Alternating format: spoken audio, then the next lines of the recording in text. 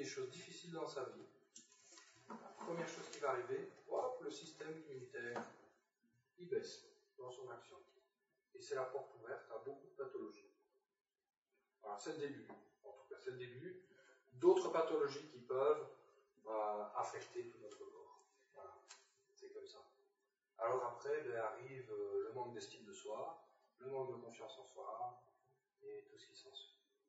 Et alors après, toutes les portes se ferment, les unes après les autres, et on a l'impression, on se sent de plus en plus coincé, et on a l'impression qu'on ne va plus du tout arriver à faire ça, qu'on ne va pas s'en sortir, qu'on ne pourra jamais être heureux. Ça, c'est vraiment les étapes encore après, puis il y en a encore d'autres qui sont encore pires, enfin, je ne vais pas les détailler, hein, mais on peut évidemment s'enfoncer dans la dépression, hein, c'est clair.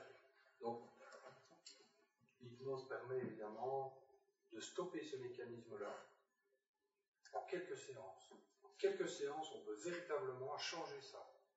Et c'est ça qui est important à retenir. C'est qu'en quelques séances, à partir du moment où l'on se sent prêt et où on a pris la décision de changer sa vie, en quelques séances seulement, on peut faire basculer sa vie vers le bon. Voilà.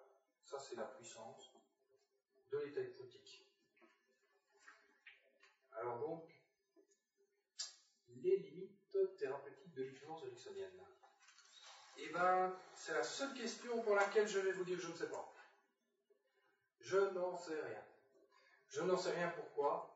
Parce que tout simplement qu'il y a de nombreuses études qui sont encore à l'heure actuelle en cours pour savoir jusqu'où on peut aller. C'est extrêmement difficile de savoir vraiment jusqu'où on peut aller parce que les limites de l'inconscient sont difficilement définissables. On peut influencer, donc comme on l'a vu tout à l'heure, le système immunitaire. Mais en renforçant le système immunitaire, est-ce que toute personne va pouvoir guérir? Non, on ne sait pas. Combien de personnes, grâce à quelques séances d'hypnose, si on augmente le système immunitaire, on ne sait pas combien de personnes vont pouvoir guérir, c'est impossible. Et puis certaines personnes vont mieux réagir que d'autres. Donc là, c'est la seule réponse vraiment pour laquelle je vous dirais, ben non, je ne sais pas quelles sont les limites. C'est très puissant, on peut aller très loin. La seule condition pour que cela fonctionne, c'est avoir envie de changer. C'est la seule condition. Hein, parce que si vous vous dites, non, ça, moi j'ai pas envie de changer ça, ou ça je préfère laisser ça, casse-moi cette histoire-là, et je vais encore mettre des clous dedans comme ça. Voilà, ça c'est quelque chose qui ferme les limites de l'inconscient. Et la seule chose qui peut faire débloquer l'inconscient, c'est de voir un petit peu ce qu'il y a en dessous, même si on reste distant de la souffrance, parfois, voilà, on va voir ce qu'il y a en dessous, on traite et puis hop, c'est fini. Et les portes s'ouvrent, tout simplement. Alors, de plus en plus de personnes me disent, oui, mais on en a déjà tellement vu dans notre vie, moi j'ai plus envie d'en voir, et j'ai quand même envie d'atteindre mes objectifs. Tout à fait légitime. Donc, je me suis mis un petit peu à chercher de nouvelles méthodes en hypnose, que je me qualifierais un petit peu comme ça, un chercheur, on peut dire comme ça. Et donc je me suis mis à chercher de nouvelles méthodes et de nouvelles façons de travailler qui permettent à la personne de ne pas se reconnecter avec des souffrances passées. Alors ça peut prendre un peu plus de temps, parce qu'il faut contourner le problème, et il faut l'arranger sans soulever la casserole. Donc ça peut prendre un peu plus de temps. Mais c'est possible aussi en hypnose. Voilà. Et maintenant, j'expérimente cela. Entre guillemets, j'expérimente parce que c'est pas de l'expérience, mais en tout cas, j'emploie de plus en plus ces méthodes-là que je développe. Et grâce à cela, maintenant, l'état général des personnes s'améliore quand même très vite. Donc que ce soit sur le physique, sur le mental, ou l'émotionnel, c'est pareil. On bouge les 3 points avec l'hypnose. Voilà. Est-ce que quelqu'un a des questions jusqu'à présent?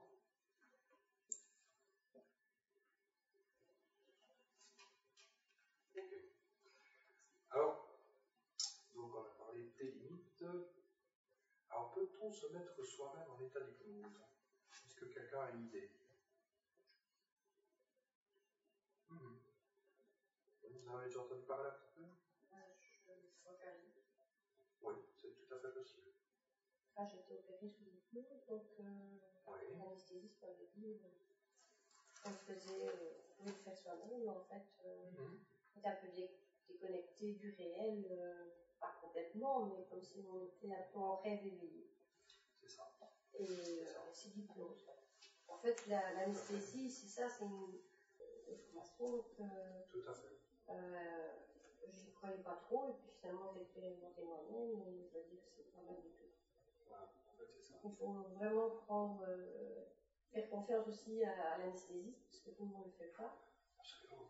Donc il y a des personnes spécialisées là-dedans, et c'est vrai que maintenant ça ne peut pas aller pour toutes les interventions non plus. Voilà, quand elles sont plus lourdes, il faut quand même une dose d'anesthésiant qui soit tout à fait classique.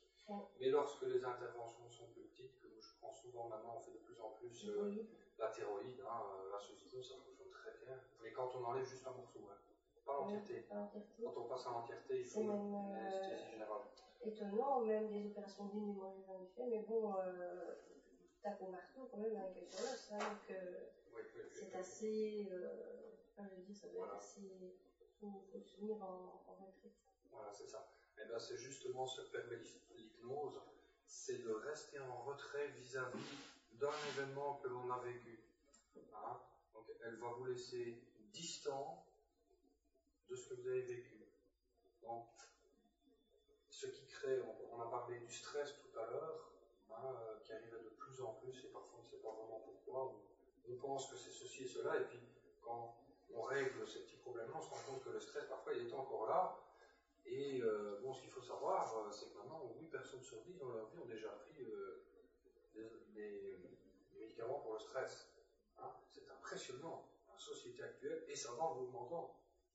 Là, on se dit qu'il faut faire quelque chose, quoi. Et bien, l'hypnose permet justement d'aller rechercher les causes du stress, mais tout en restant distant. Donc, c'est exactement ça qui se passe en thérapie.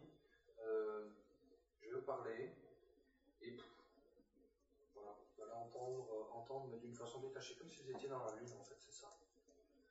Alors, pour que ça fonctionne, évidemment, il faut que vous soyez pleinement coopératif, parce qu'on ne peut mettre en hypnose quelqu'un que s'il souhaite y aller. Moi, je suis là pour vous guider en tant que thérapeute, mais je ne peux pas vous mettre en état d'hypnose. C'est la personne elle-même qui va se mettre en état d'hypnose. Donc, il y a un moment donné où, à force de se laisser aller, l'esprit va décrocher. Et vous allez être un peu dans la rue, vous allez m'entendre, mais voilà, c'est simplement ça. Mais moi, je suis là pour vous guider. Je ne suis qu'un guide.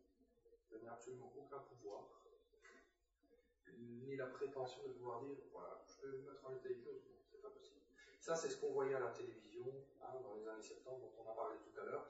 Mais dans les années 70, ce qu'il faut savoir, c'est que 8 personnes sur 10 étaient des comédiens. Je ne sais pas si vous avez déjà entendu parler de ça, mais 8 personnes sur 10 étaient des comédiens qui étaient payés par la chaîne de télévision pour venir faire le spectacle avec l'hypnothérapeute. Et il y en avait 2 sur 10 qui étaient réellement des personnes du public qui arrivaient comme ça, et dans les 2 sur 10, il y en avait encore 1 sur 2 qui n'était jamais mise en état d'hypnose, et qui ne réagissait pas du tout parce qu'elle ne voulait pas se laisser aller. Voilà. Donc en fin de compte, il avait une réussite de 1 sur 10, le praticien, à force de vouloir être dirigiste comme ça, et de vouloir donner des ordres à une personne qui n'était pas du tout consentante. Et ici, en hypnose ericksonienne, c'est totalement l'inverse. On ne fonctionne pas du tout comme ça. Je vais vous demander un petit peu ce que vous aimez dans votre vie. Je vais vous faire voyager à travers un rêve extraordinaire. Et puis alors, on va traiter le problème une fois que vous serez en état d'hypnose. Parce qu'en état d'hypnose, vous n'êtes plus distant. Donc ça permet d'aller rechercher parfois des souvenirs, mais sans revivre la moindre émotion. Et quand je dis sans revivre la moindre émotion, c'est vraiment sans la revivre. Vous allez voir les choses vont se transformer, parce que l'inconscient va comprendre, à partir du moment où vous êtes en état d'hypnose, il va comprendre qu'il est nécessaire de changer quelque chose. Alors, ce qu'il peut faire, évidemment, il ne va pas modifier le souvenir de votre vie, mais ce qu'il va faire, c'est modifier la perception qu'il a de ce souvenir-là. Je prends le cas, par exemple, j'ai une personne un jour qui est venue dans mon cabinet et qui avait été victime d'une série d'abus, donc c'était assez costaud, et eh ben, il en résultait que cette personne